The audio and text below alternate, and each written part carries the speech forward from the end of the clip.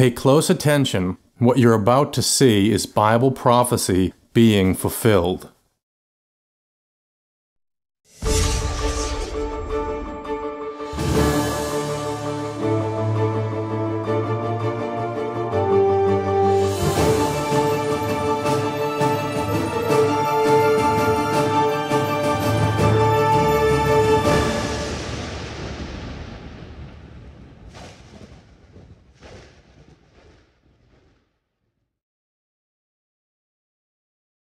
Welcome to another edition of YPN News, bringing you the news that relates to Bible prophecy and foretold by Yeshua Hawkins. Katan, we have a lot of news articles to discuss today with our viewers, but first we're going to go directly to our field correspondent, Larry McGee, who has 3 of the most recent shootings that he's covering, and we know that still this is only a fraction of the shootings taking place across the country at this time. Right. Larry, what do you have for us? The momentum of malice is continuing, Jeff, and no category of people seems to be untouched. As with star prosecutors who were once considered off limits, so with children who were once considered innocent. And as with the innocent children, so with the lawyers who often persecute the innocent.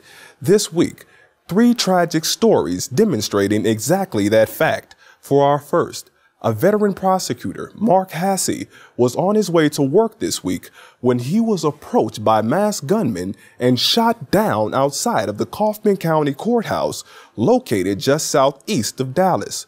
The motive at this point is uncertain, but investigators are looking at Hassey's cases, which have included drug dealers and organized crime. Murders of prosecutors are very rare in the U.S., but as a sign of the worsening times, Hassey was shot multiple times just a block away from the courthouse. Police are pursuing 1 or possibly 2 suspects, which witnesses say were dressed in all black. Kaufman County Judge Bruce Wood offered remorse concerning Hassey, saying that he was not only an outstanding person, but he was also a very well-known and respected prosecutor for the district attorney's office. Investigators described the attack as targeted, and Judge Wood went on to say that whenever prosecutors are murdered like this, it takes things to the next level. A retaliatory sentiment which was also echoed by District Attorney Mark McClellan, who too seemed eager for his pound of flesh. There have been only 7 prosecutors murdered in the U.S. between the 1960s and 2004. $20,000 is being offered for information concerning the incident. In Chicago, Mayor Rahm Emanuel has ordered an increased police presence in some of that city's most violent neighborhoods. In just one night this week, there were 7 shootings, but it was the murder of a 15-year-old girl just a mile away from President Obama's home that sparked the latest crackdown. Hadia Pendleton was shot in the back on Tuesday as she and some of her friends gathered at a park on the way home from school. Police say the attack was targeted and carried out by a gunman who mistook them for gang members. A close friend of the family, however, and policeman himself, Damon Stewart, believes that it was simply a matter of being at the wrong place at the wrong time. To address the violence, a plan was announced this week to shift 200 officers from desk jobs to street duty in order to flood gang-infested areas with law enforcement. The mayor expressed grief for Hadia and urged the city to unify to protect its greatest resource, its children. But earlier this month, Mayor Emanuel admitted that it will take more than just flooding the streets of Chicago with law enforcement to stem the tide of the killing. Hadia Pendleton, the latest victim of that tide to receive popular attention, was a very promising young lady. She was opposed to gangs, and as early as the 6th grade, she produced a video encouraging her peers to do the same. Policeman Stewart says she appeared to be on the track to great things. The mayor has asked the community for help in solving her murder, and while police have received a number of tips, they have yet to make an arrest in the case. There was yet another shooting incident involving legal officials this week. 3 people were shot, 1 of them was killed, another is listed in extremely critical condition, and the 3rd received non-threatening injuries. One of the victims is attorney Mark Hummels, who was representing a client when he was shot.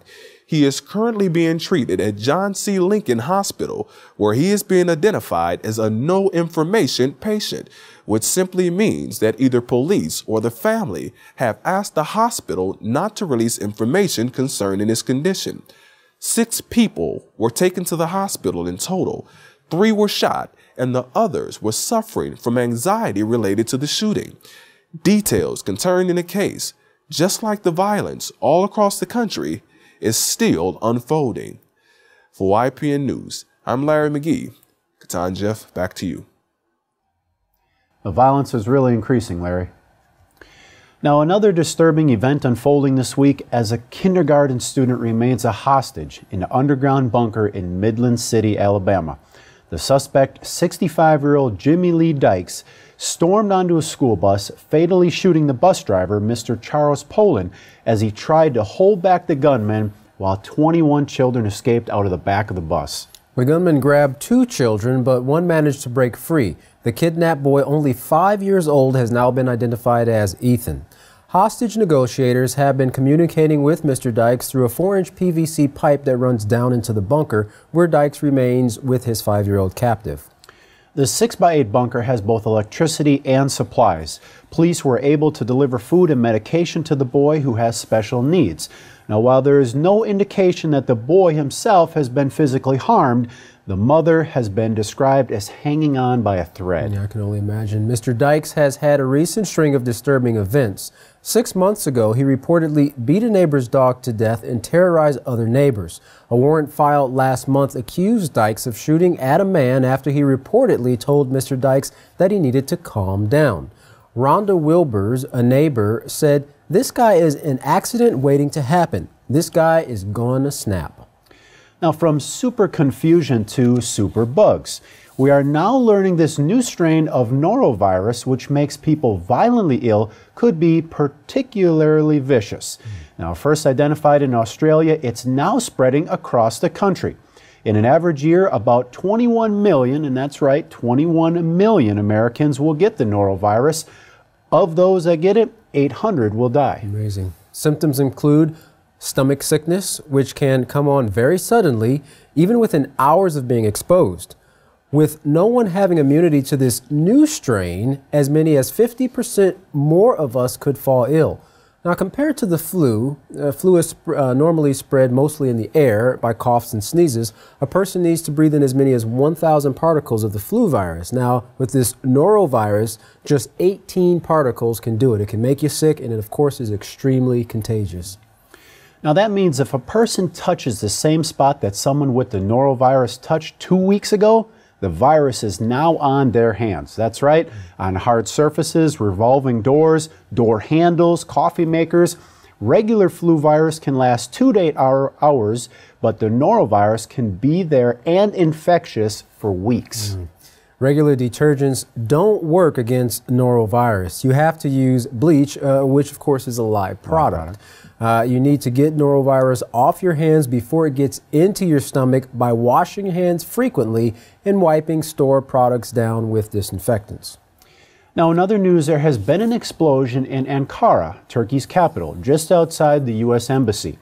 There has been no official press release at this point, and what we've learned so far is that a suicide bomber struck the embassy.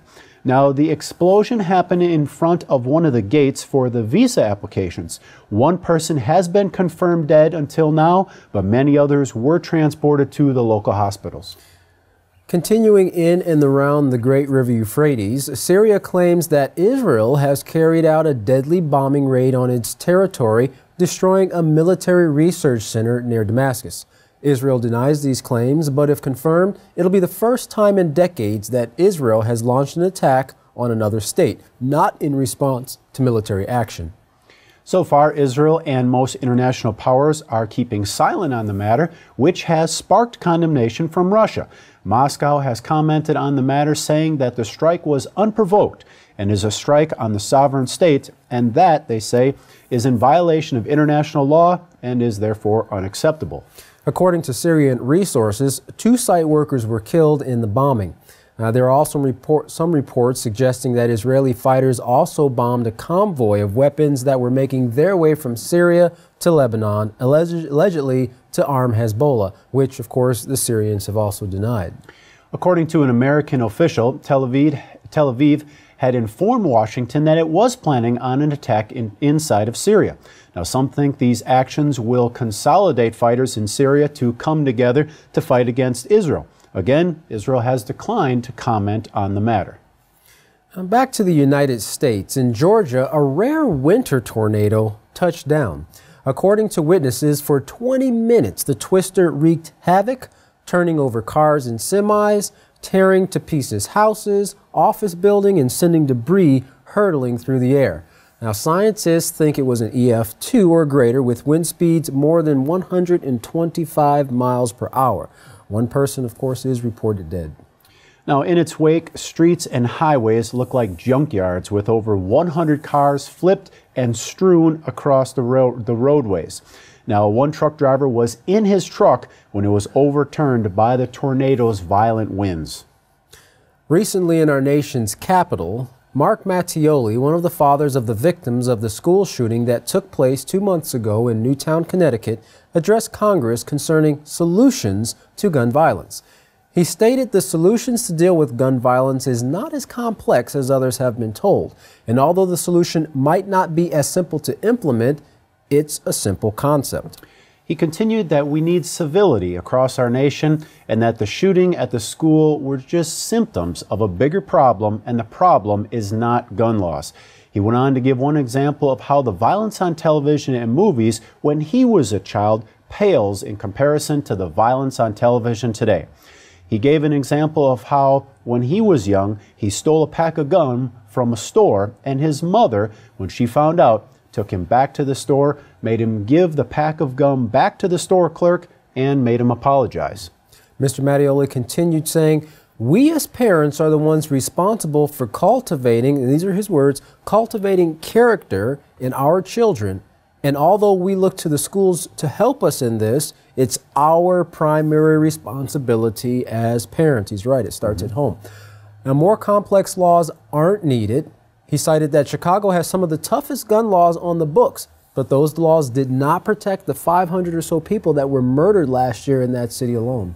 Now, he finished up by saying that we need to hold people accountable for their actions and enforce the laws that are already in existence instead of enacting more new laws. Now, as we close out this news segment, North Korea is back in the news again, with continued threats that they will soon test a nuclear weapon and a long-range rocket aimed directly at, you guessed it, United States of America. As we've recently reported, North Korea's missiles can reach Hawaii, but they haven't been able to make a nuclear warhead small enough to fit atop a missile. Now, Defense Secretary Leon Panetta said that the U.S. is ready to meet any provocation.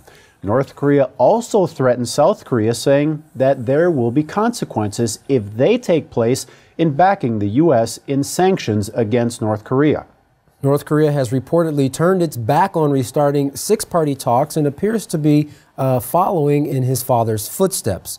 China, one of North Korea's allies, has urged them to go back to the negotiating table and has said that it will reduce food aid to North Korea if it carries out another test.